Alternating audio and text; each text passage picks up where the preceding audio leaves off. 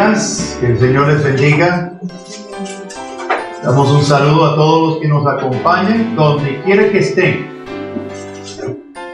Y hoy, pues ya terminamos con el libro de Hechos, y a petición del camarógrafo, vamos a estudiar un libro del Antiguo Testamento, y el libro es Amós, uno de los profetas preexílicos, los profetas preexílicos.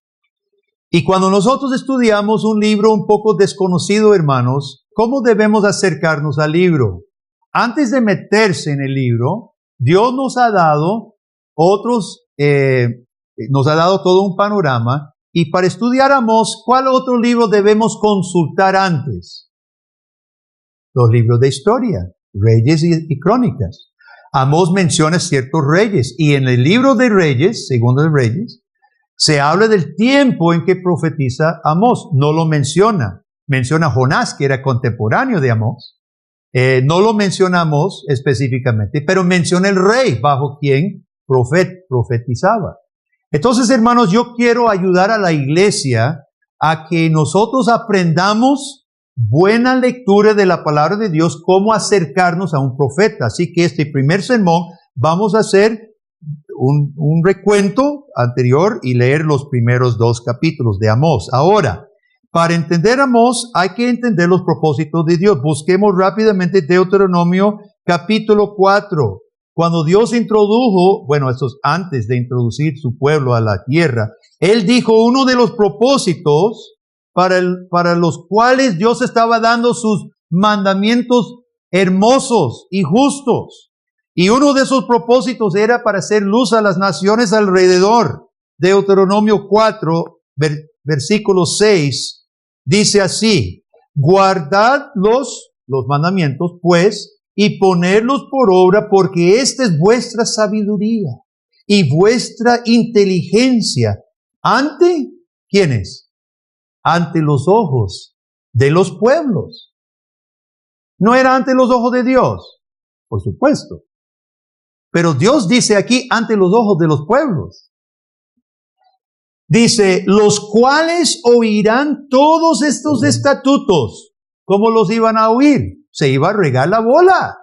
Se iba a difundir cuando Israel repetía las leyes de Dios a sus hijos en el camino, etc. Las naciones también iban a oír. Y ellos dirán, ciertamente pueblo sabio y entendido, nación grande es esta. Porque ¿qué nación grande hay que tenga dioses tan cercanos a ellos como lo está Jehová, nuestro Dios, en todo cuanto le pedimos? ¿Y qué nación grande hay que tenga estatutos y juicios justos, como es toda esta ley que yo pongo hoy delante de vosotros? Israel debía ser testimonio de la sabiduría y la bondad de Dios, hermanos. Pero ustedes conocen la historia. Entraron. Dios les dio jueces. Empezaron a pelear entre sí mismos. Recuerde, Juan Carlos dio en la escuela dominical de adultos el libro de Jueces. Terminó un terrible masacre. Casi exterminan una tribu entera. ¿Se acuerda? Dios les va a dar un rey. El pueblo escoge a Saúl, malo. Dios da un rey de él, David, reina bien. Su hijo Salomón, Dios da abundancia. Pero Salomón siembra idolatría. Y justo después de él se divide Israel. Roboam se queda solo con Judá y Benjamín. Y Jeroboam se va al norte con las 10 tribus. 100 puntos para que me conteste la pregunta de trivia. ¿Dónde colocó Jeroboam los altares falsos? ¿Se acuerda que no quería que la gente fuera a Jerusalén a adorar? Quería mantener el poder, influencia arriba. Y puso en Israel del norte 2 lugares de altares falsos, vacas. ¿Dónde? No se vale. Otro que no sea John. ¿Cuántos se acuerdan? En el norte, Dan. Y en la pura frontera con Judá, Betel. ¿Recuerde eso? ¿Ok? Recuerde eso. Entonces, Israel es idólatra. Es la historia es un terrible fracaso de asesinatos. Algunos gobernaban solo días, los masacraban unos a otros. Y busquemos en Segundo de Reyes. En Segundo de Reyes, antes Dios estaba, ustedes se acuerdan, Acab, ¿se acuerda Elías? ¿Cuántos años de sequía? 3 años de sequía, sin agua. Eliseo, ¿se acuerda de todos esos días terribles en Israel? Dios mandaba a los sirios para hostigarlos, para matarlos. Y Dios se compadece de su pueblo. Y dice en Segundo de Reyes, todo esto es anticipatorio de leer Amós, hermanos, porque ya estamos hablando del tiempo de Amós. Versículo 23, Segundo de Reyes 14, 23. El año 15 de Amasías, hijo de Joás, rey de Judá, comenzó a reinar Jeroboam, hijo de Joás. Este es otro Jeroboam, no es el primer Jeroboam que puso las vacas de oro sobre Israel en Samaria. Samaria era la capital. Y reinó 41 años. Hizo lo malo ante los ojos de Jehová. Y no se apartó de todos los pecados de Jeroboam, hijo de Nabat, el que hizo pecar a Israel. Él restauró los límites de Israel, desde la entrada de Hamat hasta el mar del Arabá. Dios había permitido que las otras naciones tomaran terreno de Israel. Pero Dios permitió que este rey, aunque fuera malo, recuperara los límites de Israel. Esto fue conforme a la palabra de Jehová, Dios de Israel, la cual él había hablado por su siervo Jonás. Eso es ya otro libro, tal vez después estudiamos Jonás. Pero si usted fuera a estudiar Jonás, necesita haber consultado este pasaje, porque no comprende todo el drama con Nínive, ¿verdad? Si no sabe, si no conoce este pasaje. Ahora, Dios por medio de Jonás había profetizado prosperidad. Jonás, hijo de Amitai, profeta que fue de Gad-Efer. Porque Jehová miró la amarga aflicción de Israel, que no había siervo ni libre, ni quien diese ayuda a Israel. Dios se compadeció de su propio pueblo bajo su propio castigo. Y Jehová no había determinado raer el nombre de Israel de debajo del cielo todavía. Por tanto, los salvó por mano de Jeroboam, hijo de Joás. Todo esto, hermanos, es anticipatorio al libro de Amós. Dios se había compadecido de su pueblo. Dios había dado restauración y prosperidad a Israel, aunque no lo merecían. Las naciones alrededor debieran haber visto los mandatos de Dios, la gloria de Dios a través de su pueblo que guardaba su ley. Y ahora hemos llegado más o menos al año 755 antes de Cristo, ¿verdad? Y vamos a leer ahora Amós. Amós era del sur, era de Judá, pero él va a profetizar en el norte. Palabra de Amós. Las palabras de Amós, que fue uno de los pastores de Tecoa, que profetizó acerca de Israel en días de Usías, rey de Judá, y en días de Jeroboam, hijo de Joás, rey de Israel, 2 años antes del terremoto. Dijo: Jehová rugirá desde Sión y dará su voz desde Jerusalén, y los campos de los pastores se enlutarán, y se secará la cumbre del Carmelo. Jerusalén es la capital de Judá. Carmelo estaba cerca de Samaria. Son metáforas para las dos capitales, que es lo que va a pasar. Así ha dicho Jehová: por 3 pecados de Damasco y por el 4º no revocaré su castigo, porque trillaron a Galaad con trillo de hierro. Prenderé fuego en la casa de Hazael y consumirá los palacios de Ben-Hadad, y quebraré los cerrojos de Damasco y destruiré a los moradores del valle de Abén y los gobernadores de Bet-Edén, y el pueblo de Siria será transportado a Kir, dice Jehová. Dios empieza con castigo para el reino del norte, que estaba al norte de Israel. Damasco está al norte. 6.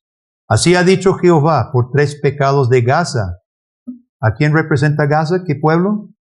Los filisteos. Muy bien. Por 3 pecados de Gaza y por el 4 no revocaré su castigo. ¿Para dónde quedaban los filisteos en relación a Israel? ¿A dónde? Al occidente. ¿Ok? Empezó al norte, vamos al occidente. Por el 4 no revocaré su castigo porque llevó cautivo a todo un pueblo para entregarlo a Edom.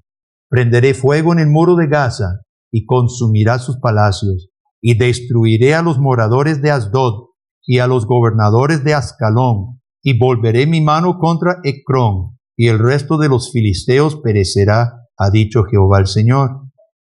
Así ha dicho Jehová por 3 pecados de Tiro. ¿Dónde estaba Tiro? En la costa. ¿Ok? Vamos así alrededor y ahora hacia la costa. Y por el 4 no revocaré su castigo, porque entregaron a todo un pueblo cautivo a Edom, y no se acordaron del pacto de hermanos. Prenderé fuego en el muro de Tiro, y consumirá sus palacios. Así ha dicho Jehová, por 3 pecados de Edom. Ahora dio la vuelta. Edom está al sureste. ¿Okay? Sureste de Israel. Por 3 pecados de Edom y por el 4 no revocaré su castigo, porque persiguió a espada a su hermano, violó todo afecto natural, y en su furor le ha robado siempre, y perpetuamente ha guardado el rencor. Prenderé fuego en Temán, y consumirá los palacios de Bosra. Así ha dicho Jehová por 3 pecados de los hijos de Amón, y por el 4 no revocaré su castigo. Ahora Amón queda al este de Israel. Por 3 pecados de los hijos de Amón y por el 4 no revocaré su castigo, porque para ensanchar sus tierras abrieron a las mujeres de Galaad que estaban encintas. Encenderé fuego en el muro de Rabá y consumirá sus palacios con estruendo en el día de batalla, con tempestad en el día tempestuoso. Y su rey irá en cautiverio, él y todos sus príncipes, dice Jehová. Capítulo 2. Así ha dicho Jehová por 3 pecados de Moab, también al occidente. Y por el 4 no revocaré su castigo, porque quemó los huesos del rey de Edom hasta calcinarlos. Fíjese que Dios está castigando a Moab no por un pecado directo aquí contra Israel, sino contra otra nación. Hizo barbaridades en su guerra con Edom, y a Dios no le plació eso. Prenderé fuego en Moab, consumirá los palacios de Keriot, morirá Moab con tumulto, con estrépito y sonido de trompeta. Y quitaré el juez de en medio de él, mataré con él a todos sus príncipes, dice Jehová. Así ha dicho Jehová por 3 pecados de Judá. Y por el 4 no revocaré su castigo, porque menospreciaron la ley de Jehová y no guardaron sus ordenanzas, y les hicieron errar sus mentiras, en pos de los cuales anduvieron sus padres. Prenderé por tanto fuego en Judá, el cual consumirá los palacios de Jerusalén. Y ahora llega a Israel. Recuerde que Amós está profetizando en el reino del norte, en Israel. Ya hemos llegado a Israel. Así ha dicho Jehová, por 3 pecados de Israel.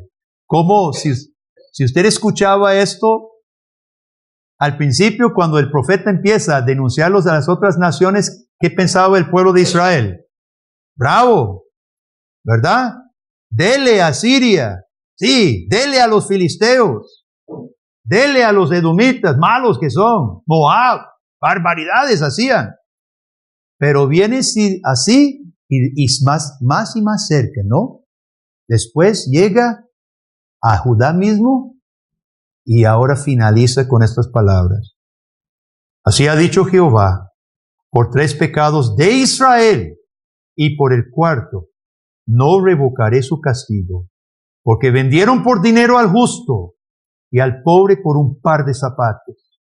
Pisotean en el polvo de la tierra las cabezas de los desvalidos, tuercen el camino de los humildes.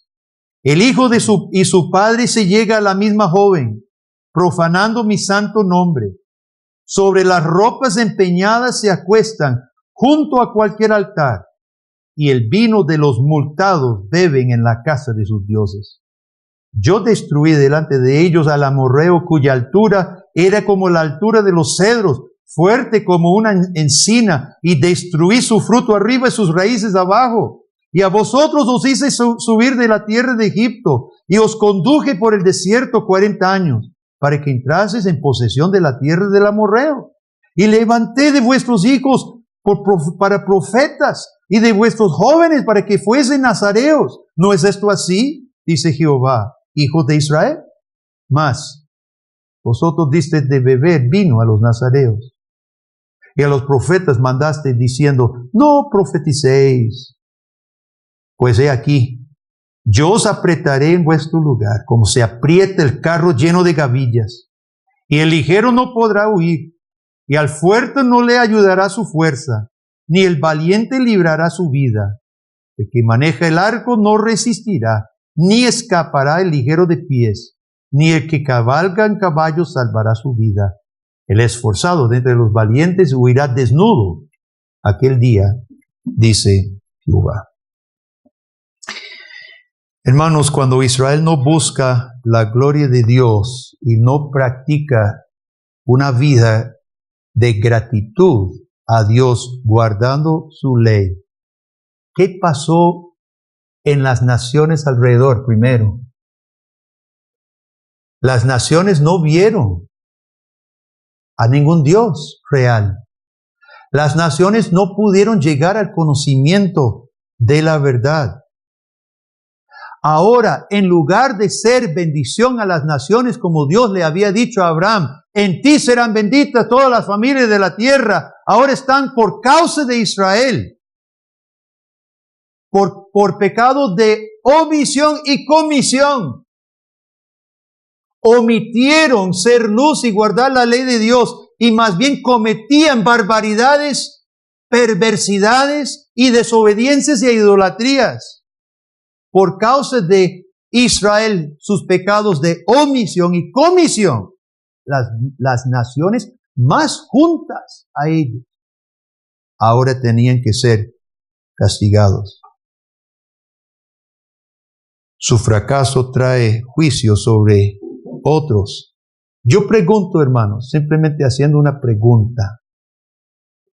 El occidente, los países del occidente han tenido el evangelio puro, la palabra de Dios, hace 500 años. En 2017 celebramos 500 años de que Lutero clave las 95 tesis en la puerta de Wittenberg. Las naciones occidentales tenían la palabra de Dios y muchos lo aprovecharon durante un tiempo. ¿Y qué pasó con esas iglesias? Muchas han menospreciado. Las iglesias históricas, luteranas, presbiterianas, reformadas, anglicanas, aún metodistas y bautistas, las viejas históricas, hermano, hoy no se pueden llamar cristianas. Entraron en un momento de modernismo que abrazaron el modernismo, el racionalismo, secularismo. ¿Y qué podremos esperar de sus países, de nuestros países, cuando la iglesia deja de ser luz? Sal y luz en la tierra. Hay un principio que encontramos aquí, hermano, que Dios sí responsabiliza al hombre, pero Dios no termina con las naciones, termina con Israel. Y si usted notó, los castigos sobre las naciones eran 3 versículos, pero el resto del libro se trata del pueblo de Dios. El resto del libro se trata del trato de Dios con su pueblo. Yo he intitulado este mensaje, el Dios de pacto reclama sus derechos con su pueblo. El Dios del pacto reclama sus derechos, e Israel había fracasado. En segundo lugar, vemos que Israel despreció el pacto de salvación que Dios había hecho con ellos. Versículo 9 en adelante. Dios dice, yo destruí delante de vosotros el amorreo que era como los cedros. ¿A quién se está refiriendo? A los Anakim, a los Goliat. Había gigantes en la tierra. ¿Se acuerda la primera vez que los espías fueron? Dice, es que son como gigantes. Nosotros éramos como langostitas a la par de ellos. Claro que había monstruos. Goliat medía 3 metros. Su jabalina era como una barra de tejer, ¿verdad? Y no sé cuánto pesaba la cabeza. Habían grandes guerreros en Palestina. Y dice Dios, y yo los saqué de Egipto con las plagas del imperio más grande del mundo. Los traje aquí y yo corté a los amorreos de abajo. ¡Fum! Dios les dio ciudades que no habían edificado, amuralladas, completitas. Les dio viñedas y campos y pastos y pozos que no habían cavado. ¿Qué cosa no les había provisto Dios de gratis, hermano? ¿Qué cosa? Nada. Una tierra que fluía leche y miel. Pero eso no es lo más grande. Dice Dios, de sus jóvenes levanté nazareos. ¿Qué eran los nazareos, hermanos? Jóvenes que se consagraban por voto a Dios. Generalmente no era toda la vida como Sansón. Sansón era nazareo de por vida porque Dios así lo llamó. Pero generalmente era un joven o una persona que hacía un voto por un tiempo de servir a Dios de alguna forma. Entonces habían 2 señales: no beber licor y dejar crecer su cabello, para que todos supieran que esta persona estaba en una misión. Bueno, no me parece mucho eso de dejarse crecer el cabello. Tal vez nosotros podemos tener otra señal. Y esos son gustos personales. Pero qué bonito en Israel, usted sabe, hermano. Ay, mire, ahí va el joven fulano, cumpliendo un voto de nazareo. Y de sus hijos, dice, levantó profetas. Los naví, los videntes, los que habían entrado en el consejo de Dios mismo, habían visto su gloria y llevaban su palabra al pueblo. Esas eran las bendiciones más grandes todavía que las cosas materiales, dice Dios. Y levanté de vuestros jóvenes nazareos y profetas. ¿No es así? Se parte en nuestro corazón, hermanos, viendo hasta qué punto Dios se había compadecido, se había revelado, se había entregado Él mismo a su pueblo. ¿Y cómo respondió Israel? Cogían su vino para ellos, pero no solo para ellos. Decían al pobre joven, al muchacho, al hombre que estaba cumpliendo su voto, ven acá. Y le hacían trampa. Vamos a ver si lo hacemos violar su voto. Emborrachémoslo. Como hace la gente. Le daban vino a beber a los nazareos, haciendo que violaran su voto, burlándose de ellos. Y a los otros profetas le decían, no profetice. Y eso fue lo peor, callaron la palabra de Dios. Versículo 12, mandaste diciendo, no profeticéis. Hermanos, casi siempre nosotros vemos un mismo patrón en la Biblia. Hay una secuencia. ¿Dónde comienza todo? El corazón mal agradecido. Por eso Dios les recuerda. Recuerde lo que hice por ustedes. Yo los saqué de Egipto, les di esta tierra, peleé por ustedes, les di todo. Hasta jóvenes nazareos y profetas. Dios empieza, hermanos, por donde nosotros debemos ser agradecidos. Y un corazón no agradecido es el comienzo de todo. Ese corazón se empieza a disecarse, el corazón cristiano, a secarse, a enfriarse y termina siendo una piedra. Insensible a las cosas de Dios. Dios nos sacó de Egipto. Ya eso todos lo sabemos. Y Dios nos dio esta tierra. Vea las bellas campos de que Dios nos da. Sí, pero ¿quién sabe si fue Dios? ¿Quién sabe ese cuento de los viejos? Seguro fueron ellos etcétera, hermano. El corazón mal agradecido, el corazón no sensible a las cosas de Dios, se seca, se enfría, se endurece. Y cuando el corazón está así, fácil es la desobediencia entonces. Entonces, ¿para qué servir a un Dios ante quien no somos agradecidos? Entonces se da libertad, rienda suelta a mi carne, mis propias pasiones, lo que ellos hacían. y al final de cuentas decimos, ni quiero escuchar la palabra de Dios. Ni quiero escuchar la palabra de Dios. Hasta este punto han llegado. Yo les conté hace un tiempo, yo escuché a un predicador en persona contar de que estuvo en el país de Escocia predicando al aire libre y lo llevaron a los tribunales inventando un escenario que él afirma, tiene cámaras inclusive, él afirma que fue inventado. Lo llevaron a los tribunales y está siendo procesado, juzgado por predicar la palabra de Dios. Escocia, la cuna de Juan Knox.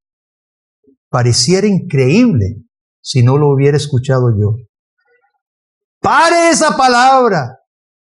Tapamos los oídos. No queremos escuchar más. Y así estaba Israel. No profeticen. No profeticen. Todo el occidente lleva esta ruta del mismo pueblo de Israel, hermano. Y pregunto, ¿cómo está Costa Rica? ¿Cómo está Costa Rica? Más y más las personas dicen, ¿cierto o no? Muchos. Más y más en las instancias públicas. Ahora, casi imperceptiblemente ha ido esto, pero ahora yo veo cristianos que andan así. No sabe si puede decir eso o si realmente se atreve a decir aquello. Vea cómo nos tienen. Es que ya la tolerancia, la diversidad, y usted sabe, ya nadie tiene miedo de decir cualquier cosa, que se puede meter en problema. ¿Qué ha pasado, hermano? El pueblo tiene sus manos tapando sus oídos. Profetice otro lugar, aquí no. Hermano, volviendo al punto, a la raíz, al fundamento. Usted sabe que los rituales de gratitud, ¿cuáles son? ¿Cuáles son los rituales por los cuales manifestamos la gratitud? Los rituales es este servicio. Venimos aquí, oramos, ofrendamos, nosotros cantamos al Señor. Estos rituales, hermanos, no convierten un corazón malagradecido en corazón creyente. No, el ritual no lo convierte. Pero un corazón cristiano, los rituales nos ayudan a cultivar la gratitud. Y lo ocupamos. Porque la gratitud es lo contrario del egoísmo pecaminoso que todos traemos. Por eso, hermanos, no podemos descuidar las disciplinas o los rituales que cultivan la gratitud. Y si descuidamos el servicio del Señor, la palabra de Dios, el obligarnos a ofrendar a Dios lo que Él de lo que Él nos ha dado, hermano, nosotros nos privamos de aquellos ritos que cultivan la gratitud. Esto no es jugando. Esto no es jugando. Vea en qué cayó Israel. Ahora, como no estimaron la cercanía de Dios como bendición, ahora la cercanía de Dios se volvería a maldición. Vea en capítulo 3, no leímos, pero leamos los primeros 2 versículos en capítulo 3. Oíd esta palabra que ha hablado Jehová contra vosotros, hijos de Israel, contra toda la familia que hice subir de la tierra de Egipto. Dice así: a vosotros solamente he conocido de todas las familias de la tierra. Por tanto, os castigaré por todas vuestras maldades. Dios no conocía a nadie más, por supuesto, pero no de la manera que había conocido a Israel. Este es un conocimiento personal. Este es un conocimiento cercano. Pero Israel despreció el inmenso privilegio que tenía de haber sido conocidos por Dios y se apostataron. ¿Qué es ese término, apostatarse? Es caer fuera, es apartarse, es rechazar aquello que tenían. Y el menosprecio de la gracia de Dios, Israel había sido esclavos sin esperanza en Israel, sin Salvador, sin fuerzas. Y Dios poderosamente los había salvado. ¿Para qué? para que cada uno se prostituyera bajo cualquier árbol frondoso, en cualquier altar de cualquier diosucho que ellos inventaran. Y ahora caerán en la desgracia de la condenación de Dios. ¿Sabe cuál es el primer paso que Dios hace para traer su condenación? Lea versículo 9. Leamos y espantémonos. Dice Dios: proclamad en los palacios de Asdod y en los palacios de la tierra de Egipto. Oiga, llame a Asdod a los filisteos, que no son ni creyentes, Egipto, que tampoco son creyentes, llame a los impíos y decid: reuníos sobre los montes de Samaria y ved las muchas opresiones en medio de ella y las violencias cometidas en su medio. ¿Qué? ¿Dios convoca a los impíos como testigos de su maldad? Sí, Señor. Dios convoca a los malos para ser testigos de los más malos, un pueblo malagradecido que había conocido al Dios y los despreció. Eso es ser más malo.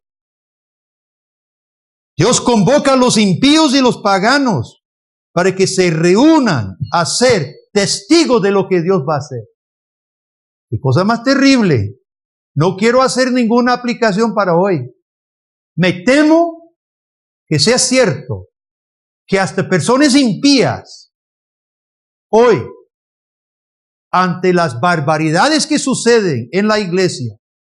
Yo me acuerdo un ateo en el tiempo de Machen que denunciaba a los liberales que ni creían en la Biblia, se decían ser cristianos, se decían formar parte de la iglesia, y Machen decía: es que ustedes dicen una cosa, pero afirman lo contrario, eso es un enredo, no es así. Y un reportero ateo en ese tiempo le dio la razón a Machen contra la iglesia. Dice: esta gente, yo no sé por qué no son más honestos, los liberales de su tiempo, porque no son más honestos y dejan de decir que son cristianos porque no lo son. Qué fatal cuando el impío pueda ver más la verdad que la iglesia. El primer paso que Dios convoca a los impíos para ser testigos contra su pueblo, hermano. Ojalá esto no llegue a ser con nosotros. El segundo paso es ya su castigo. Ya lo leímos en capítulo 2. He aquí en versículo 13. Capítulo 2. Yo os apretaré en vuestro lugar como se aprieta el carro lleno de gavillas. El ligero no podrá huir, el fuerte no le ayudará su fuerza, el valiente no librará su vida, etc. Hermano, nadie confíe en su propia inteligencia, ni en su propia fuerza, ni en su propia astucia. Repito, ante Dios nadie puede confiar ni en su propia inteligencia, ni en su propia fuerza, ni en su propia astucia. Si queremos posponer el castigo de Dios de lo que está pasando en nuestro propio país, hermano, alguien necesita frenar lo que nos está pasando. Hoy escuchamos todos los días de los arquitectos de nuestra sociedad, la maquinaria política, la maquinaria educativa pública. Hoy escuchamos todos los días diversidad, más diversidad, y ya sabemos que eso no significa diversidad, significa otra cosa, significa no diversidad, significa un solo carril, más tolerancia a la perversión, más homosexualismo, lo que Dios prohíbe, menos familia bíblica, menos cristianismo, menos palabra de Dios. Sí, hermano. Pero comencemos con nosotros mismos, porque nada va a pasar en nuestra nación que no comience por los cristianos individuales. Yo sé que toda persona en esta sala ha sabido de la historia de Jesucristo y de la salvación que Dios ha traído en Cristo. La pregunta clave para nosotros es esta, y la forma de medir La forma de medir lo que creemos no son las palabras. Es lo mismo que Amós. La pregunta es, ¿los que están alrededor suyo se han acercado a Dios por tu luz o se han alejado? Familiares, vecinos, familia extendida, amigos. ¿Cuál es el fruto de su vida? ¿Ama la palabra de usted? ¿Promueve la palabra de usted donde pueda o la calla? Figurativamente, ¿se ha tapado los oídos? Diciendo, no profeticéis. El libro de Amós nos presenta al Dios de pacto, que es presente con su pueblo. Es un Dios santo. Y cuando es menospreciada su gracia y su amor, llega un momento en que el nombre de Dios es vindicado. Nosotros, hermanos, tenemos mucho más motivo de amar y de temer de lo que tenía Israel. Porque nosotros hemos visto mucho más misericordia aún de lo que vieron los israelitas. Termino con Hebreos capítulo 12, donde el autor repasa, voy a leérselo, donde el autor repasa la diferencia entre Israel y nosotros. Porque no os habéis acercado al monte que se podía palpar, Sinaí, que ardía en fuego, a la oscuridad, a las tinieblas y a la tempestad, y al sonido de la trompeta, la voz que hablaba, la cual los que la oyeron rogaron que no se les hablase más, porque no podían soportar lo que se ordenaba. Si aún una bestia tocar el monte, será apedreada o pasada con dardo. Y tan terrible era lo que se veía que Moisés dijo, estoy espantado y temblando. Sino que os habéis acercado al monte de Sión, a la ciudad del Dios vivo, Jerusalén la celestial, eso somos nosotros, a la compañía de muchos millares de ángeles, a la congregación de los primogénitos que están escritos en los cielos, a Dios, el juez de todos, a los espíritus de los justos hechos perfectos, a Jesús, el mediador del nuevo pacto, a la sangre que rociada, que habla mejor que la de Abel. Hacia ese monte nosotros nos hemos acercado, hermano, a Jesús, al verdadero mediador final. Yo creo que este libro de Amós, esta introducción, nos hace un llamado a varias cosas claves que nosotros necesitamos en esta reunión de pacto. Necesitamos responder ante Dios cada uno en su corazón. Primero, nos llama a la fe, a la verdadera fe en Dios y al arrepentimiento sincero. Ese fue el problema de Israel. Su corazón era duro. Nos llama a la fe y al arrepentimiento. Y junto con ello, hermano, a la gratitud. ¿Cuánta gratitud hay en su corazón? ¿Qué tan agradecido está usted?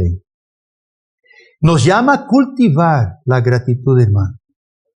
Porque siempre caminamos o en mejora de nuestra relación con el Señor y la profundización de la gratitud, o decaemos, nos enfriamos y nos volvemos menos y menos agradecidos cada momento. Mentira que usted esté aquí, aquí estoy, más o menos. Tenemos algunos dichos aquí en Costa Rica para decir ni una ni otra cosa. Eso no es posible, eso es una mentira, eso no existe. O cultivamos la gratitud con el Señor, o nos estamos enfriando hacia la apostasía. No ignoremos el papel de la palabra de Dios. El gran privilegio que Dios le dio a su pueblo era nazareos y profetas de sus propios muchachos. Y Dios nos ha dado, hermanos, esta belleza, esta palabra. No hacen falta ahora siquiera profetas especiales, todos lo tenemos. No ignoremos el papel de la palabra de Dios en quien está revelado Jesucristo, en que está revelado Jesucristo, mediador de un mejor pacto. Amén. Amén. Oremos. Padre, gracias te damos por este profeta Amós. Padre, son palabras duras, fuertes, pero sabemos que son palabras reales, Señor. Y Padre, nosotros también temblamos cuando reconocemos lo peligroso que es descuidar nuestro corazón. Permitir que la falta de gratitud, la falta de cultivar esa gratitud, Padre, nos lleve hacia una apostasía tremenda. Padre, reconocemos que muchos alrededor de tu iglesia hoy posiblemente tendrán que ser castigados por falta de testimonio de tu pueblo, Dios. Oh Padre, pedimos por favor una renovación, un avivamiento en el corazón de tu iglesia, Dios, para que nosotros podamos ser verdaderamente sal y luz a las naciones. Lo pedimos por Cristo Jesús. Amén.